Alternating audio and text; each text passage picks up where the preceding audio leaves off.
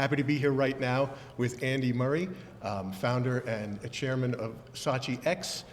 Andy, just Yes. want to get your perspective on what you've been seeing and hearing over the last 2 days. Anything that's an aha moment, or maybe things that have been confirmed in your mind from what you're hearing? Okay, well, first, Peter, great to see you again, longtime industry friend. But let me just maybe start with three things that I noticed so far. Again, one more day to learn, so who knows what will come up in that time. But the first one is what you don't see, more so than what you see. And I think what's been absent a bit this year than I've seen in the last 3 or 4 years is probably the dial-up of retail media hyping. That has been, gone down where maybe last year was a bit more so, not so much this year. I think that's kind of embedded into, let's figure out how to make this work more so than the massive transitional shift. So not hearing much about that. And actually, I'm not hearing a lot about the hyping of generative AI. What I'm seeing instead is more application and usage of it and talking about more use cases than just the pure potential of it. So I thought that was quite interesting in terms of what I haven't seen.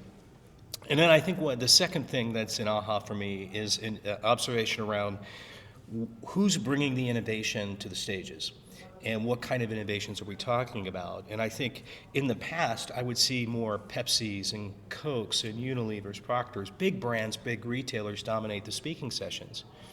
Not this year. What this year you're seeing are more brands that are either grown up DTC or have maybe 30-40% e-commerce sales that are really heavy into DTC.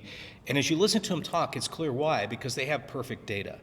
And when you have perfect data in a world of generative AI now into application in a lot of those cases, that one-to-one conversation, the shoppable commerce, the conversational commerce, they're able to put it to use because they have that perfect first-party data, and now the use cases are coming forth. So whether it was what I saw, Levi Strauss, True Religion, Taco Bell, number of them, are just like really impressive. And I think that also speaks to the challenge we have in the industry for big brands and big retailers, or brands that rely primarily through retail for that, is they don't have that perfect data yet.